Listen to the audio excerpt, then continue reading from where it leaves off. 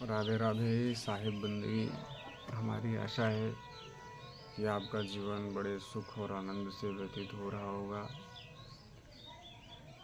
हम और आप सभी बीजक की साखी का मनन चिंतन करेंगे और उस साखी के माध्यम से अपने जीवन को सही दिशा देने की कोशिश करेंगे।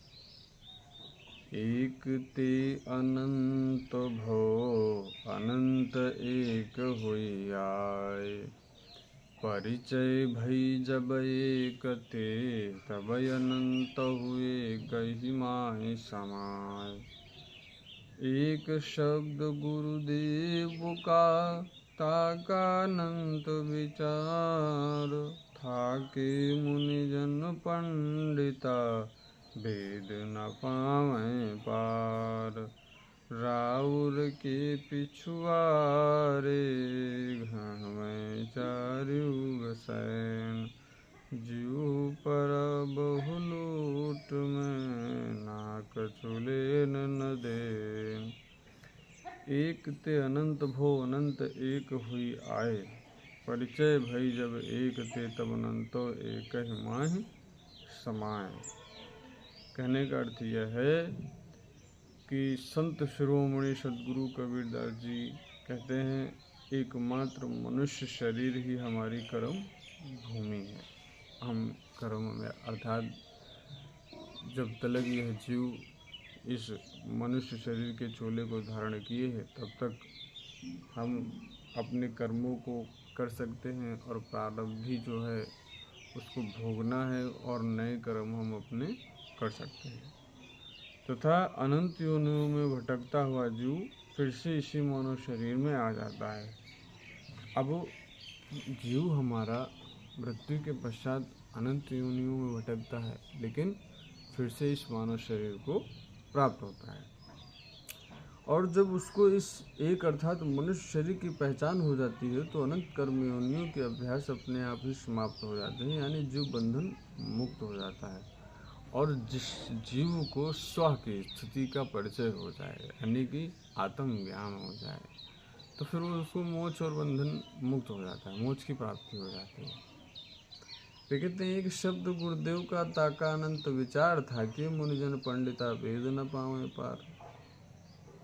यानी कि एक ही जीव से समस्त ज्ञान विज्ञान की उत्पत्ति होती है तथा आत्म स्वरूप से परिचय हो जाने पर सभी ज्ञान विज्ञान स्वयं में ही समा जाते हैं। जिस भी जीव को, जिस भी प्राणी को इस चराचर पर जो विचरण करते हैं, यदि उनको आत्म स्वरूप का परिचय हो जाए, वो क्या है, कहाँ से आए हैं, कहाँ को जाएंगे, इसका उनको भान हो जाए, तो जितना भी ज्ञान का ब्रह्मांड है वह स्वयं ही उनके अंदर समाहित हो जाता है। सद्गुरु साहब कहते हैं कि राउर के पिछुआरे गाँव चारू सैन, जीव परा बहुलूट में ना कछु लेन न देन। यानी कि मोक्ष शब्द पर ऋषि मुनियों ने अनेकों सोच विचार किए हैं, और तो और विद्वान लोग एवं मुनि लोग तो विचार कर करके थक चुके हैं, यानी वेदों ने भी इसका पार नहीं पाया है। चारों वेद भी श्रेष्ठ तत्व का सही मार्गदर्शन नहीं करते हैं और जीव वेदों की लूटपाट में पड़ा हुआ है। यदि विचार पूर्वक देखा जाए तो जीव का जगत से कोई लेना देना नहीं है। वास्तविकता तो यही है कि यह जीव इस संसार, इस जगत में आता है और जिस भी चोले को धारण करता है, जिस भी शरीर को धारण करता है, उसके उस शरीर के कुछ रिश्ते होते हैं, उस शरीर की कुछ सीमाएं होती हैं, उस शरीर के कुछ बंधन होते हैं, उस शरीर के कुछ लगाव, कुछ जुड़ाव होता है। बंधन से वो अपने धर्मों को निभाता हुआ चला जाता है। परंतु देखा जाए तो जीव का इस जगत से कुछ भी लेना देना नहीं है, क्योंकि हर एक इंसान, हर एक रिश्ता एक दूसरे से जो कनेक्ट है वो किसी न किसी स्वार्थ के ऊपर अटका हुआ है। यानी कि और जो जीव इस जगत में आया है वो आया इसलिए है कि अपने जो सच्चित आनंद है, अपना जो स्वरूप है, उस स्वरूप को इस शरीर में रहते हुए उससे उसका परिचय हो सके, वो अपनी आत्म स्थिति को पहचान सके और सद्गति जिसको कह लो आप, या जिसको कह लो कि उनको भगवान मिल गए, या जिसको आप कह लो कि मोक्ष हो गया, या बंधन मुक्त हो गए। तो बंधन मुक्त होने का तरीका यही है, जब तक हम अपने आप को सरेंडर नहीं करेंगे, यानी कि जो कहते नहीं है शून्यता, वो शून्य में चले गए। तो शून्यता क्या है? जब आपका माइंड स्टिल हो जाए, आपके विचार थॉट्स रुक जाए जिस पॉइंट पे, उस पॉइंट पे आप कनेक्ट हो जाओगे, क्योंकि एनर्जी तो फ्लो कर ही रही है।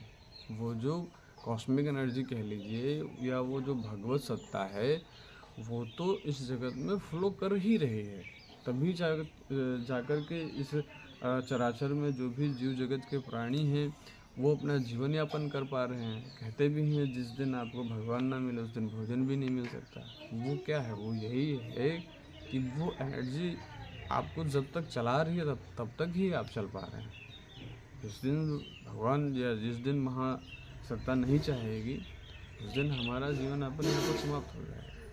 इसलिए अपने जीवन को सही दिशा और सही मार्ग देने के लिए आपके जीवन में एक का बहुत बड़ा महत्व है।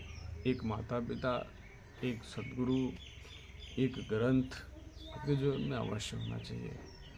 सुनना है, कोशिश ज़रूर करनी है कि अगर आप पढ़ सकते हैं तो जो भी हमारी ठीक सही और सद्गुरु अपने गुरुजनों द्वारा बताई गई, या जो वो आपको प्रेरणा देते हैं जिन पुस्तकों